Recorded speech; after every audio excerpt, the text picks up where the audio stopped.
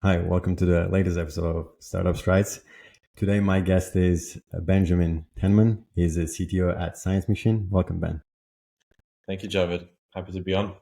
Yeah, I am very excited for the episode. I found out about your guys' company a while ago, and I actually made a post on LinkedIn too. So I'm glad we actually making an episode happen right now. I have several questions to go through with you, Ben, today. But before I start with the questions, I'd like to give you a chance to kind of give our viewers and audience an introduction about yourself and your journey prior to founding ScienceMachine.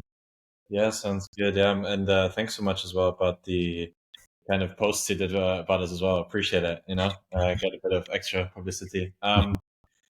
Yeah, so just like super briefly about myself, I'm actually originally from Austria. As you can tell, I have a bit of a twang still in my voice. But I moved to the UK when I was like about 14 years old, so I've been here now for like half my life. And Yeah, I mean, I studied biochemistry. Really, no good reason for it other than that I did biology and chemistry at high school, and I was like, both of those are cool, so I'll do it together. And then I kind of hated biochemistry. Actually, I thought it was super boring. It was like just proteins off by heart, like learning them off by heart.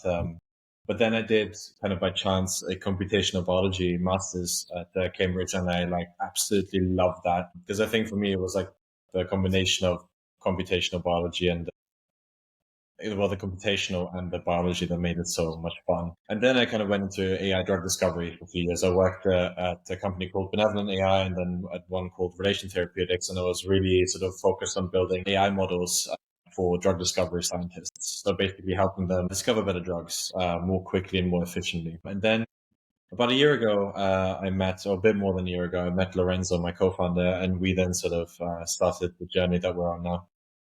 That's really cool. Actually, funnily enough, we both studied biochemistry in our undergrad. I also didn't like it that much. I mean, going through Krebs cycle really does something to you. And Benevolent AI is one of the OG AI drug discovery companies. So that's really cool experience. What made you guys start ScienceMachine? How does that idea come about? And what are you guys actually? What is it really? Yeah, yeah. So first, what it is basically an AI data scientist built for the life sciences. What that means is basically an AI agent assistant that can work autonomously for extended period of time. And the way it works is that you give it some research data, like some genetic data, and then a research question, and it would come back to you with like a detailed answer, like a report saying, here's what we found. This mutation is associated with this disease, or things like that. And the way that we got to this idea was basically when I was working at Benevolent, actually, it's set up basically kind of like a pharma company, like a drug discovery company. You have these drug discovery programs that, they're developing drugs where there's sort of biologists and chemists and kind of drug discovery scientists in those. Usually they don't have much technical expertise. They then rely on a team called data scientists, so kind of like a data science team who then answer biological questions using data science and machine learning. And what I always saw was like they were always bombarded with questions and overloaded with work. And there was always these like kind of like one-off things they'd have to do. And they were putting out fires constantly to basically service all the different drug programs. And I tried basically while I was at the company, I was building a bunch of dashboards to try and like automate sort of some of it in the sense that it becomes self-serve. They go in, they, get a nice like bar plot or whatever, get a little table, things like that. But the problem with that was that basically they'd use it once and then never again because the question would change slightly. All of a sudden, like it didn't apply anymore than what I had built. And so that's kind of why the data science team in the end would have to rebuild everything every time anyway. And so that's why we thought, LLMs, they're so good at writing code now. Wouldn't there be such a good way of using them to automate this custom building, right? Like you just can scale the custom building, scale the building of the dashboards. And so that's kind of how we came about to ScienceMachine. That's really cool. So, what are your current or would be customers, and what does it really like? What kind of problems you guys are focusing on right now? Yeah, I think it's like three buckets of things that we see sort of again and again. So one is sort of like this sort of use case of biological question answering, essentially, where the customer is maybe like a therapeutics company, and they have done a clinical study, or they've done a study on some mice and collected some data on that. And now they have a bunch of biological questions that they want to answer. Like, for example, how does this drug work in these mice, for example? And what we do there is we actually have a bit of a human in the loop aspect to it as well, where there will be a human expert on our side who does the work, but actually offloading almost all of it to our agent. So basically, they're almost more like a human interface in that interaction, and also just gives the client like some level of trust and confidence that the results are correct and that it's well executed. The second bucket is sort of raw data processing and going to a report. So it's kind of like raw data to report. And that's more for like CRO companies. So there's CROs, which are contract research organizations. They're basically service providers to biotech companies. So a biotech company might send them like an experiment that they want to do, and then the CRO actually executes it, like running the samples, collecting the data, doing some preliminary analysis, and they usually then provide a report at the end to the biotech. It's almost a bit like that data science team that I was talking about, but externalized to like a service provider for smaller biotech companies. And they have loads of data all the time, and so they want to basically automate a bunch of this sort of data processing, wrangling, and then report generation at the end. And then the third bucket is sort of machine learning model training. So we actually use our AI to train machine learning models. So it's like, for example, you have some medical images, right? Some like histopathology slides from cancer patients, and you want to predict whether they have cancer or not, or which type of cancer they have. We then use Sam, or our AI agent, to then actually build an AI model to do that task. So those are the three buckets. That's really interesting, Ben.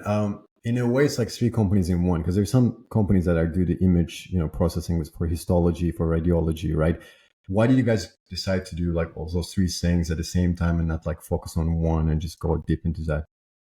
Yeah, I think now the vision for our company is basically that we want to be kind of an AI data scientist, right? So, or like an AI scientist more generally, which means that we really need to be able to kind of handle all those cases. And we kind of want to go for the most ambitious kind of vision that we have. I think there is probably some scope of doubling down on like specific cases where we then productize some of the solutions a bit more, making them a bit more turnkey. I think that's sort of already happening now, actually. But yeah, I think there's the reason we wanted to go so broad is because we really want to go for that vision of like an end-to-end data scientist. So collecting as much data also helps the training of the model too, right? I remember talking to an investor. I'm trying to remember. I think it was First Buck Ventures, and I think I asked a question like, "Will we ever see sort of like a standard operating system for biology?" Right? Like, and I believe the answer I got was that not really, because there's so much difference in the way people record their data, formatting, And I was thinking, and maybe I'm not understanding correctly, so feel free to correct me. It's like, is scaling a system like this tricky? Because given how messy and heterogeneous biological data can be, like, how do you handle data from different formats, instruments, and modalities? Yeah, I love this question, by the way. So this is actually like the kind of founding thesis of ScienceMachine, of like, why now? Because there's been many attempts of like other software companies to try and build kind of the OS for biotechs. And I think no one's really managed to do that yet. And I think there's a good reason for it. And it's exactly what that investor mentioned. But I think that's what's changed now, is that with, like, we're talking about the automating of the custom building, right? Like, the problem is that you have all these edge cases, but if you can automatically generate a bunch of code that can handle edge cases, then all of a sudden it becomes feasible, right? So that's kind of how we think about it, is that, and that's also the reason it hasn't worked before, is because like any one of those edge cases is not a big enough market. Traditional software where a human would have to hand code it is just like, you'd never be able to capture enough use cases. But now LLM just like mass generates a bunch of code, and it can do it right well as well. So that's kind of why we think there is an opportunity now to do this, and it wasn't possible before. So in a way, it's not really, if I'm understanding correctly, it's not really generalization. It's more like customization has become much easier now. Yeah, that's exactly right. And we actually spend a lot of time with each client, like even sort of doing a forward deployed motion of, fine-tuning the agent for their specific use cases as well by providing additional context and tooling for specific use cases. So it's not even just like our generic agent. It's actually like a fine-tuned agent for, biotech company X. That's really cool. The AI agent is called Sam, and I was wondering more. Do you see AI agents as collaborators, or do you see them as more like extensions of scientists? Yeah.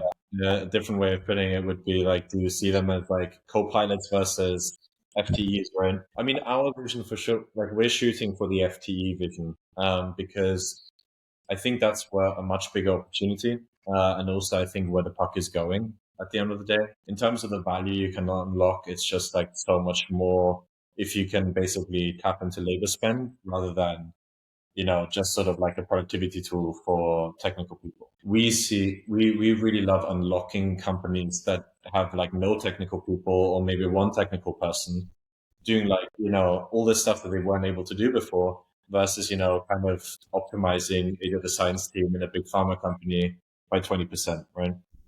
We're going to go there at some point for sure. But right now, like, I think we love just seeing these biotech companies all of a sudden unlock so much from the data they couldn't do before. That's really cool. It's really interesting. One thing I'm curious about though is the need to balance between autonomy and reliability, right? You said there's human in the loop for some of the functions, but also it does a lot of independent functions too. Like it has a significant amount of autonomy. So how do you let Sam make independent decisions versus when you decide to enforce human oversight? Yeah. So, like you said, there's a human in the loop aspect of some of our engagements. And then it usually is like Sam will do an analysis, and then the human specifies the question, Sam does the analysis, and then the human will review the output and then kind of iterate on the analysis prompt, for example. And so there's a human oversight element, like designing the hypothesis that we want to test a particular analysis, and then also curating the at the end as well. I think those are two pieces where the agents like us will struggle. Is like picking the hypotheses is really hard. I think we're basically kind of like a student with taste, with like what is a good question, what is a good outcome. Like, I think that still human touch. What I'm curious about is the issue of black box, right? Mm-hmm. And maybe again you can clarify it for me. I feel like with just AI in general, but also with automations, there might be a risk of like black box science where you don't know how the decision making was made. You can really trace, like you can't even fully interpret the results. What's your, I guess, thought towards that? Yeah. I mean, I think on one hand, I don't even know if it's a problem necessarily in the sense like we always build out different layers of abstraction for things, right? So, for example, we don't really write assembly very much anymore. There's some people that still write assembly code, but very we just move people sort of up the stack of abstraction. I guess now English is the top level of abstraction when you code, right? And so I think it's sort of, you can maybe even think of it similarly maybe for science, right? You don't even necessarily think about every layer of abstraction in science anymore. I mean, you have sort of things that you just accept as sort of, this is a concept that we accept, and we don't think about like the details of all of it every time because it's just too much context for us to keep in our head. And so maybe there's like a similar aspect here on like, if you feel once we know the reliability is really high, like better than once it's superhuman, which we'll get to, I'm pretty confident. I think we're probably actually not even that far away. We might already be there, to be honest. Superhuman, then you can basically work at a high level of abstraction if you're leading a research project, because you now can just like direct a bunch of agents to be like, do this, do that. And then you just kind of sort of set more of the overall direction rather than the nitty gritty. Interesting. I was rambly, but it's sort of like, I kind of feel like maybe we think it's a problem, but it's not. Interesting. In a way, also, I was curious about. I think recently, I don't know where. So I think I saw it on LinkedIn. There was a Microsoft Copilot Excel error, which was like, and some people were like, AI is not replacing you anytime soon, or something like that. With data analysis, there might be like so much data there, right? And biological data is very sensitive. You need to be very careful. I mean, any scientific data is really, is there like, I'm sure the reliability of the model you guys design is very high, but is there a constant like iteration happening to make sure that, or a constant kind of checking happening to make sure that reliability stays high, or? Yeah, I mean, we've been really sort of at the cutting edge in terms of how to evaluate these systems. Mm-hmm. So we published 2 papers, one with Future House and then one with Bo Wang, on like basically how to even evaluate these sort of agentic systems in data analysis and machine learning for bio. And basically, we also then have like a bunch of evaluations that we do internally as well. And that's sort of like our North Star is the user metrics. And also just to go back to the question of like, why go so broad? I think we think about it like as a machine learning problem, but we think about it with evals and training data. And we think like as long as we have good metrics and good North Stars, we'll be able to optimize it, hill climb all of those so fairly simultaneously. I mean, think about, OpenAI and whatever, like they're sort of really building general intelligence, right? Like more general than we're thinking. That's fair. So I'm going to bring the conversation to a bit more macro level because you mentioned superhuman capabilities, and that made me really curious what you think about what parts of science are fully ripe for automation and which ones will always kind of rely on human intuition. Yeah. I don't think there is ever anything that on paper humans would have to do. I believe like the mission of our company is to fully automate all of science, right? In biomedicine, at least. So we're starting with data analysis because that's kind of where we feel there's both a lot of market pull and also the technologies there. And it's also where our competency area is as well. So it's kind of like, that's why we decided that one. I mean, there's a bunch of companies in our space that are sort of, doing lots of cool stuff in this space. I mean, people working on literature review, on protocol design, data analysis, like all these different things, hypothesis generation, even lab stuff, right? Like people working on lab automation as well. Yeah. I think at the end, and then there's some that do everything across the stack, right? Future House, Lila Science. And I think like, this is going to happen. There's so much market pressure to make that happen. I think it will. And I don't have any good reason why a human would have to. Like there's some physical reason that you can't have AI do it. That's I think the biggest barrier technically right now is taste. Like it's the problem with taste is that it's so hard to quantify. So it's even hard to know what does good taste mean, which in itself takes taste. So it's like, the problem is like how do you define that, right? And so you don't even know how to define your evaluation function that you need to hill climb. I think people will figure it out, but it's going to take some time, I think, and that's like the really hard part where we still use humans as well. I was actually thinking about that. I mean, I feel like in a way we are pushing the goalpost every time we see AI improve. We're like, oh well, this is just memorization. Let's move something, But I do wonder because intelligence to me means kind of, it's not really statistical prediction, right? It's more like creating something sometimes out of nothing, really.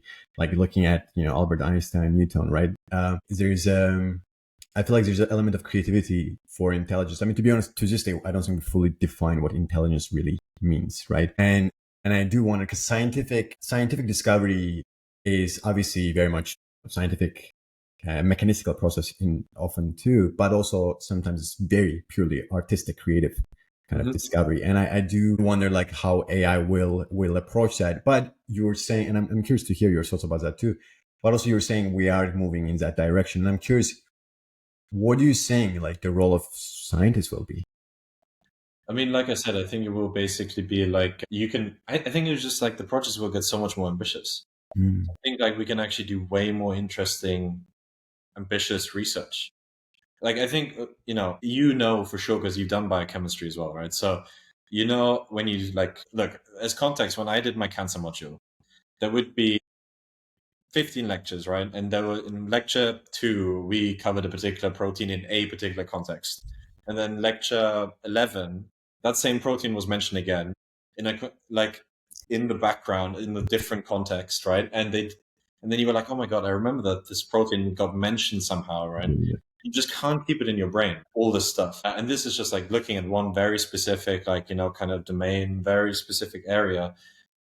It's sort of impossible to I mean, I think Sam Rodriguez has like a really good sort of, thing about this of how even if we knew how the brain worked, I think that's kind of how he says it. Like, even if we had all the facts today of how the brain actually worked, no one would actually be able to make those connections because it just would be too much for our human brain to handle.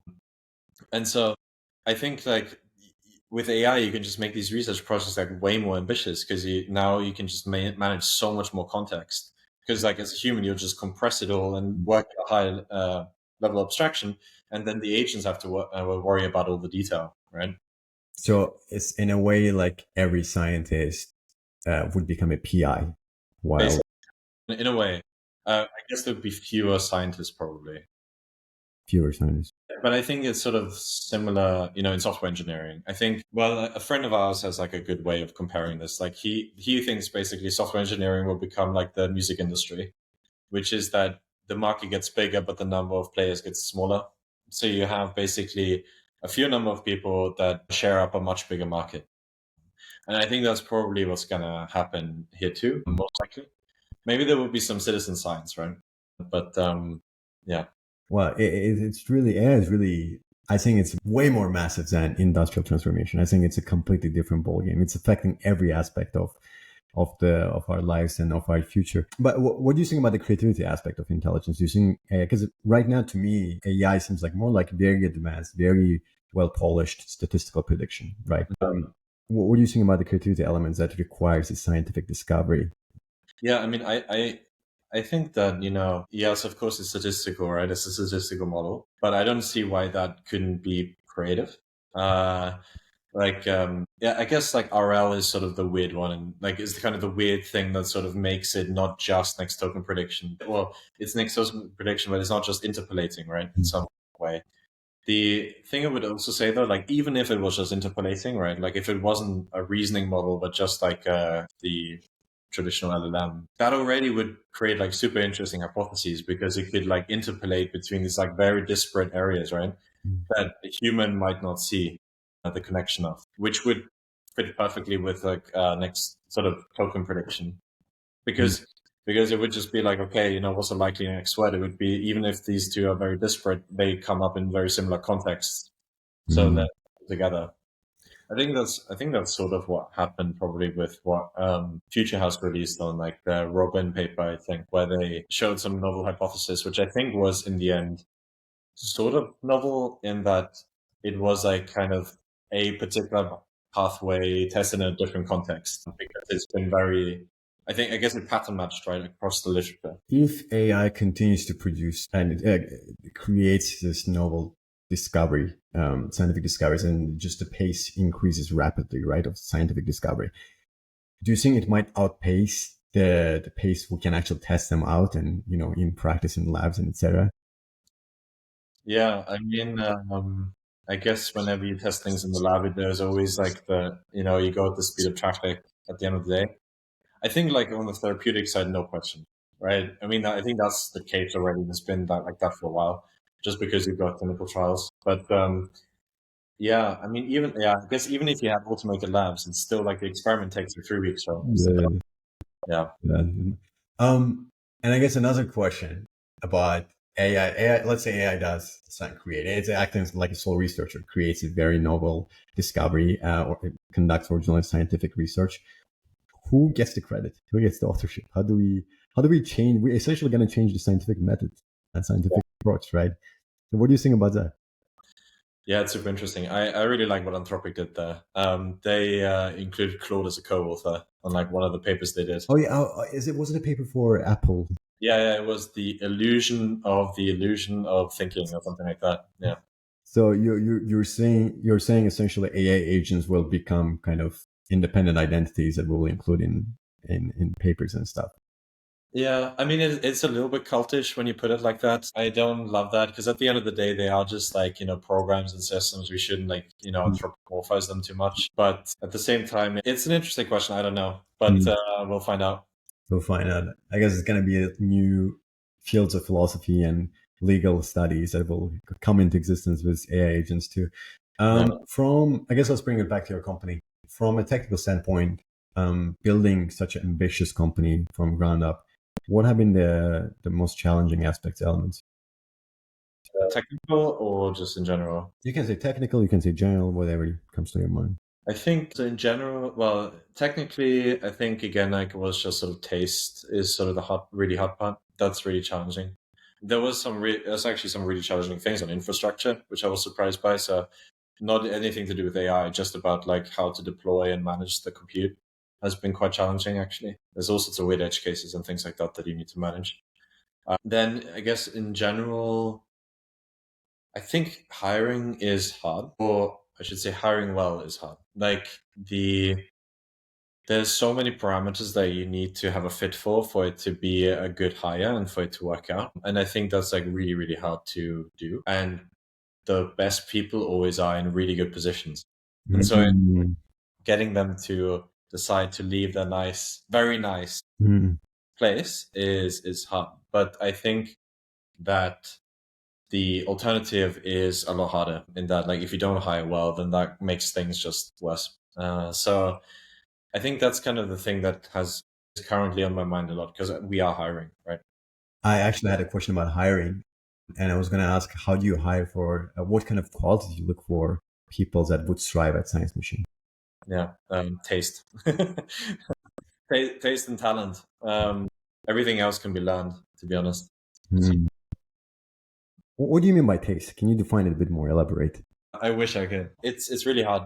I think it depends slightly on the role. So, for example, for a for like a computational biologist type of role, right? Like for a basically more like a scientist, it's really about knowing which questions to ask, right? When you have a high level goal, which the thing is, like, whenever you work with clients, the goal is always a bit fuzzy and high level, and then your job is to kind of sort of break that down and how to define it. And LLMs are sort of fairly poor at this. I found, at least that's kind of what I found so far. Whereas I think humans are much more like spiky. I don't know how to explain it. They're like sort of a bit, it's less smooth. Like with LLMs, everything's so smooth. Whereas with like humans, it's sort of like very sort of irregular.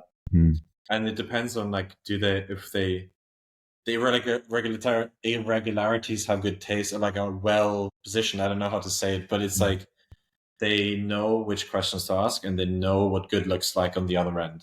Like, did it choose the right thresholds? Did it like use the right methods and so forth? And so when you hire, do you mostly rely on your kind of intuition based on which people using fits that, kind of checkbox, that framework? Yeah. I mean, yeah, it's very vibe based as well. So it's taste, I guess. I have to trust my own taste, which I don't know if I do, but so that's like, again, it's very vibe based, I think. So, I mean, the way that we do it is we do a bunch of sort of casual conversations at the beginning, and then we have like a technical in-person co-working day where we pay the person as well, because I don't want people to work for free. And that usually gives us, I think, a very good impression of the person and how they work. But yeah, I think, again, it's like very vibe based. Very vibe based. Nowadays, everything's vibe coding, vibe based, everything's vibe. I guess you kind of answered my question, because I had one follow-up question about why you guys decide to build in Europe, in UK versus US. Yeah. But I think there's very significant talent in Europe, in UK, and it's much cheaper than the US, really. Any other reasons why you guys decide not to? Everybody moves to the SF these days, why you guys decide to stay and build here? Yeah, I mean, actually, I really like, I think the way Jack and Jill thinks about like the price difference. Like, I don't think we should be optimizing for saving on money right now for people. I think actually you probably even ought to pay the same as San Francisco here as a startup. I think the real benefit of it is that, like, if you pay, kind of average salary in San Francisco here, that is like super like 95th, 99th percentile here. Yeah. For us, it's fine. We've got the money, right? It's just then we can actually reach much higher talent because of that. Right? So I like that way that they kind of put that. I think that's like very clever. And I think, right, like that's the real arbitrage opportunity there. We don't stay here because of that, though. I think we stay here because we lived here before and we have partners both that live here as well. And candidly, it's like super important for a startup to have the founders be happy. Because like if they're not, it's like that's going to hurt them way more than like San Francisco will help. So that was a big piece of it. Very fair perspective. And actually, so to recap what you said, essentially, an average startup salary in San Francisco is like super high end in the UK. Is that what you're saying, right? That's right. Yeah. That's very true. What I was gonna ask, I had one question in mind, but I guess I'm gonna come back to it. You are. I feel like we often interview like CEOs and the not, and I feel like I want to interview more CTOs too because they are building the products that needs to be like sold at the end of the day. It's a very as important as a CEO. In the early days of your startup, like what does a CTO role entail for you? What do you do? How do you approach it? What's your philosophy on it? Yeah. I mean, right at the beginning, we actually just chose the titles purely by, because investors kick up a fuss if you don't choose them, right? Yeah. At the very beginning, like the roles were basically exactly the same. We did And, this. We're both technical, so we both can code. Lorenzo's really good on front end and UI and design and these sorts of things. I'm more on the back end and AI side, so that's a bit more. So we kind of, complement each other well there. Over time, it's like definitely been sort of specializing, and I think that will obviously become more and more over time as we grow. So right now, I'd say my split is about 75% on sort of technical problems, or whether that be improving the product, evaluating the agent, working on these technical collaborations where we publish, to serving clients, right? These sorts of things are kind of my 75% of my time. And then 25% I do on sales and go to market. So like talking to customers, doing pre-sales, all that sort of stuff. How do you manage to, because I'm guessing you're still, it's a very ambitious project, right? So there's a lot of new learning happening while you're building the company too. How do you manage to divide your time between building the product versus, and also like learning as you're doing it? Yeah. Yeah, I don't know. Not doing the best job maybe at that. I think the reality is, I think when you're a founder, you kind of don't get to learn as much anymore, a little bit. So it's like your job is to make the company work. And so that's really all you need to do. And you unfortunately, like, this is a thing I miss a little bit from being an FTE or just like an employee, which is that you get to go down like real deep rabbit holes and learn something very deeply. That's not the case anymore as much when you become a founder. I kind of knew this, but I also kind of didn't, I think, when I started.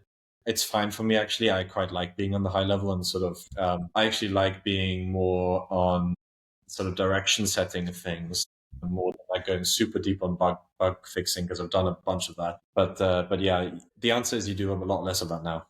Fair enough. So essentially you get more of a like a technical manager role, and you have to hire the people that will go deep for you, and then you can establish a strategy going forward. But you have to be able to go deep though.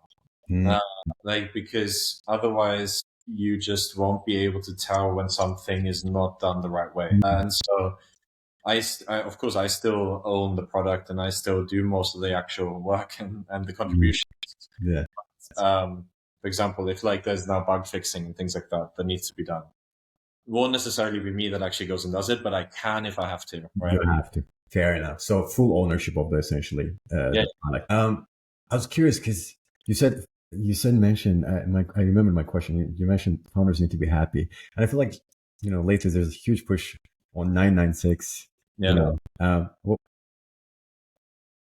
I think marketing, I think it's like it's a recruiting strategy, right? Like the way that they do it is they basically filter for candidates that they want to do, want to have, which is people who are like kind of intense and young males, basically, is who they're hiring for without families, right? Like that's what they do.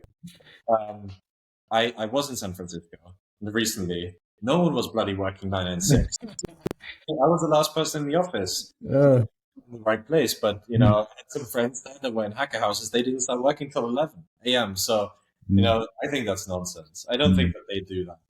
I think it's like pure marketing.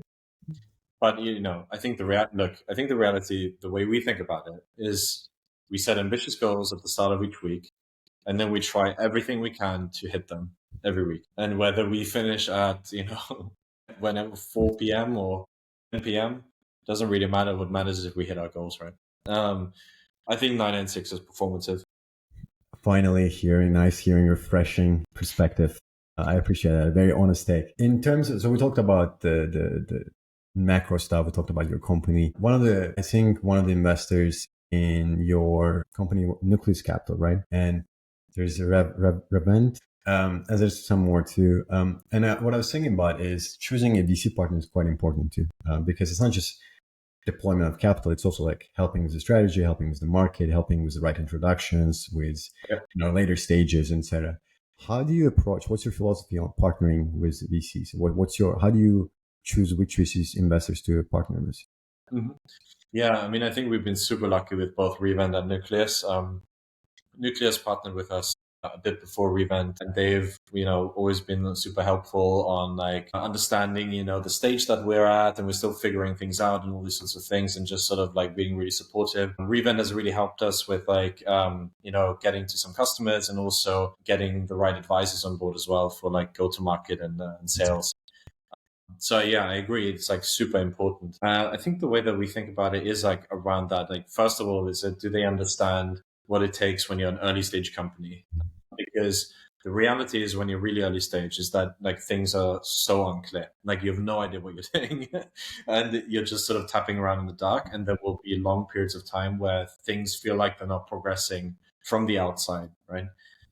And the worst thing that can possibly happen in that scenario is that the investor get like really impatient and start like pressuring you, because that basically then completely demotivates the founders and they'll sort of probably split up, right? And we've been really lucky that all our investors have been like very, very relaxed and very understanding of when we were super early, we had like no product, nothing, that they still backed us and sort of introduced us to people. And then I think the other part that's sort of helpful, actually, investors are helpful with, is making introductions to other investors. So when you do your next fundraise, they can be a really great person to introduce you to and sell you to other investors as well. But yeah, we have been picking investors kind of that have some domain expertise, and that was consciously for go to market. So essentially to understand what it takes and how long will it take, and also having patient capital, essentially. Yeah, so like for the reason we picked domain specific ones was because we can sell to the portfolio. Oh, fair. That's fair. Yeah. I actually thought generalist VCs would be more interested in us because they'd be like, oh, cool, AI for science. And Yeah. Actually been completely the other way around. So, which I think is good. Why do you think it's good? Because we get access to the portfolio to sell to, and then also actually it validates us to clients as well, because the clients are like, oh, it's not just some stupid AI investor. Right. It's actually someone who knows the space and understands the problem.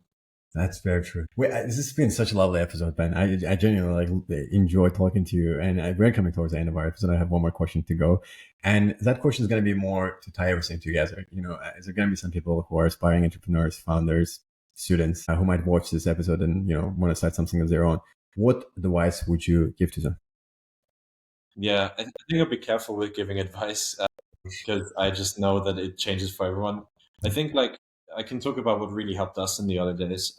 And that was two things. One was to have a really big vision. And that helped us because it gave us a lot of space to maneuver and pivot around without really pivoting, if that makes sense. Like it just means you think about it differently because it's a different angle on the same problem rather than like a completely different problem. That was really helpful.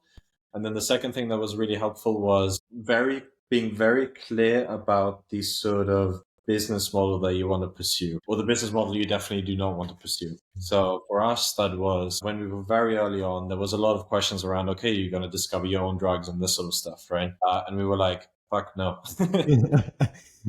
But anyway, it was like absolutely not. I think even just making that decision was so helpful because it really like clarified a lot of things and made it just like set priorities very clearly.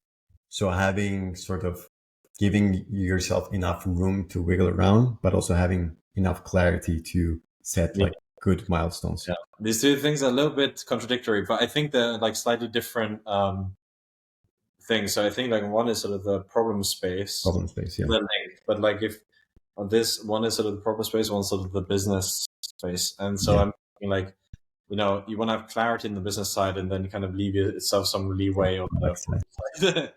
Fair enough. Ben, it's been a very interesting episode. Thank you so much for your time and wonderful insights. I appreciate it. No, thank you, Javed. It's been good.